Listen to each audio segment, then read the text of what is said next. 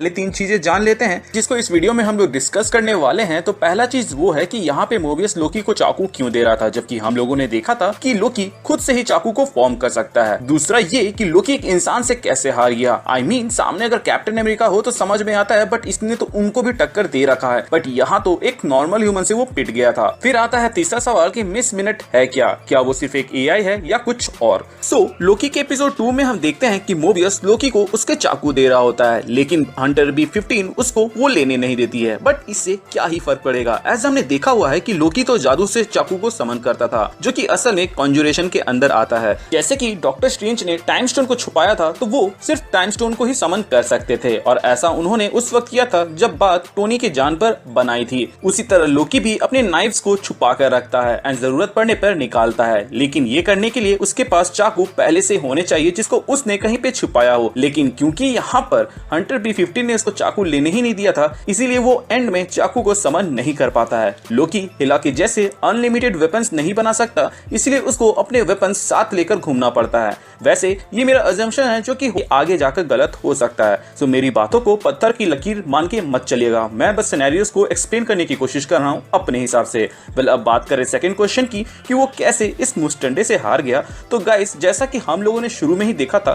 कि लोकी एक Frost giant का बेटा है, जिसकी वजह से उसकी फिजियोलॉजी भी फ्रॉस्ट जायंट की जैसी ही है, लेकिन ओडिन ने अपने एन्चेंटमेंट की मदद से उसे एक नॉर्मल ह्यूमन या फिर कहीं एसगार्डियन के जैसा बना दिया था। और ये एन्चेंटमेंट फीका तब पड़ा था जब लोकी कैस्केट ऑफ विंटर के पास चला गया था, और उसी वक्त हमें लोकी का असली रूप देखने को मिला था। वेल, भले ही टीवीए वालों ने ये कहा था कि वहां पर मैजिक काम नहीं करता है, लेकिन इससे बहुत सारी चीजें कॉन्ट्राडिक्ट करती है। जैसे कि बाहर में ये जो एडवांस सिटी नजर आ रही होती है, वो मैजिक के बिना पॉसिबल थोड़ा सा नहीं लगता है। ऐसा हो सकता है कि वहां पर जज साहिबा ये कहना चाह रही थी कि जब तक तुम्हारे गले में वो कॉलर है तब तक तुम मैजिक को यूज नहीं कर सकते हो। अब देखा जाए तो अगर मैजिक यहाँ पे काम नहीं करता तो लोकी के ऊपर से उसका एन्चेंटमेंट भी उतर जाना चाहिए था, जो कि ओडिन ने उसके ऊपर दिया था। यही नहीं, अगर आप लोगों ने ध्यान दिया होगा तो बहुत सारे लोगों ने ये पॉइंट आउट किया था। इनफैक्ट मैं जब वीडियो बना रहा था उस वक्त भी मेरे कमेंट सेक्शन में किसी ने कमेंट किया था कि यहाँ पे जो टेसरैक्ट रहता है, मतलब कि जो अर्थ में रहता है, वो ग्लो कर रहा होता है, लेकिन जैसे वो टीवी आते हैं वो ग्लो करना बंद कर देता है, जिससे ये साबित होता है कि इन्फिनिटी स्टोन्स वहां पे यूजलेस है।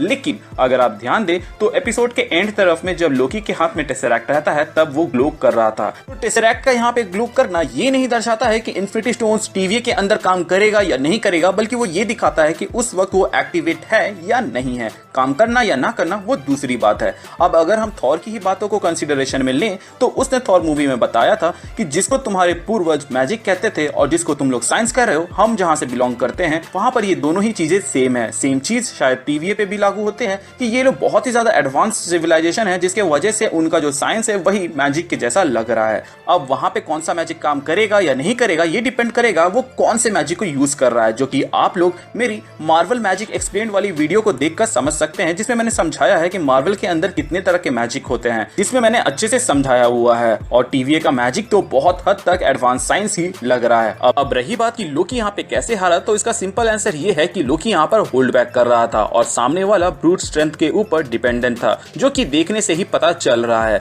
अपने लोकी ने मैजिक का ना के बराबर यूज किया था, विच शोज कि लोकी चाहता तो यहाँ पे अच्छी खासी टक्कर दे सकता था। उसने सिर्फ यहाँ पर एक सामान को अपनी ओर खींचा और उससे लड़ने की थोड़ी सी कोशिश की, जबकि वो इल्यूजन या फिर फ्रॉस्ट जायंट वाले पावर्स को यूज कर सकता था, जिसकी मदद से अगर वो सिर्फ इस इंसान को छू देता तो वहीं पे उसकी बैंड बच जाती। क्योंकि ये ह्यूमन बॉडी थी तो लोकी अपने फ्रॉस्ट जायंट वाले पावर्स की मदद से उसको सिर्फ अपने टच से ही फ्रॉस्ट बाइट दे सकता था। वेल, अब आते हैं नेक्स्ट क्वेश्चन की ओर कि मिस मिनट है क्या, क्योंकि नॉर्मल वॉच में 12 डिवीजन होते हैं लेकिन इसके अंदर 16 है, जो कि समझ में भी आता है एज टीवीए के अंदर टाइम डिफरेंटली काम करता है। बट वो क्या है, AI या कुछ और, क्योंकि वो खुद के होलोग्राम को जंप करवा सकती है। प्लस इसका होलोग्राम कोई ऐसा वैसा होलोग्राम नहीं है, क्योंकि होलोग्राम नॉर्मली इमेजेस ही होते हैं और उनका कोई वेट नहीं होता है, बट ये हार्ड होलोग्राम है जिसके जंप करने की वजह से साउंड भी हमें सुनाई देता है।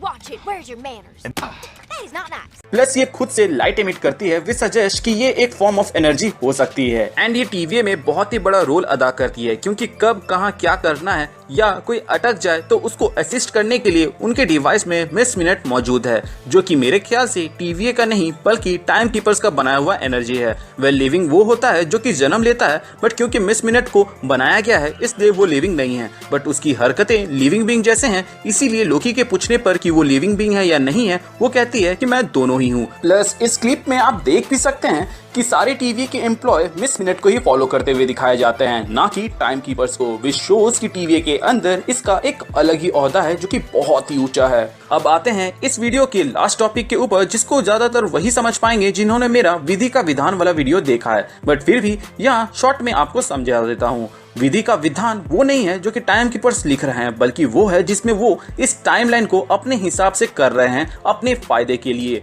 इसीलिए कैप्टन, थैनोस या किसी भी कैरेक्टर जिसने टाइम ट्रेवल किया है उसको नहीं पकड़ा गया, एज अगर वो उसको पकड़ लेंगे तो उनका जो फायदा है फ्यूचर में वो नहीं होगा। अब अगर उनके डिवाइस पे नजर डाले तो ये जो ब्रांच रियलिटी है जो कि किसी वेरिएंट की वजह से बनती है, वो रेड रेखा पार करेगा तो वो मल्टीवर्स बर्बाद या क्रिएट नहीं करेगा, बल्कि वो टाइम कीपर्स के ही वेरिएंट यानी कि टाइम ट्विस्टर को जन्म दे देगा, जो कि इनके जैसे टाइमलाइन की रक्षा नहीं बल्कि टाइमलाइन को ही तबाह करने के लिए जीते हैं। वैसे तो मैंने अपने विधि के विधान वाले वीडियो में टाइम ट्विस्टर की जगह कैंग द कॉन्करर कहा था, एज कैंग द कॉन्करर सबसे ज्यादा वहां पे सेंस बना रहा था, प्लस बात को रखने के लिए बहुत ही ज्यादा पॉइंट्स भी थे।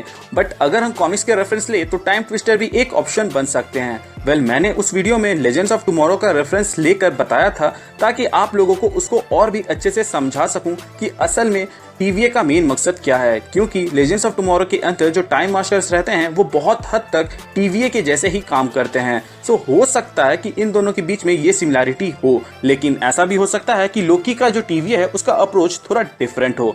जो भी होगा वो तो हमें शो में पता चल ही जाएगा, लेकिन अगर आप इंटरेस्टेड हैं उस वीडियो को देखने के लिए तो उसे चेकआउट जरूर कीजिएगा। उसका लिंक आपको डिस्क्रिप्शन, आई बटन और कमेंट बॉक्स में पिन मिल जाएगा। इसके अलावा हमारे चैनल के अंदर ऐसी ही थ्योरीज और डिस्कशन होते रहते हैं, तो चैनल पे नए हैं तो चैनल को सब्सक्राइब कर दीजिएगा, और अगर पुराने हैं तो प्लीज चेक की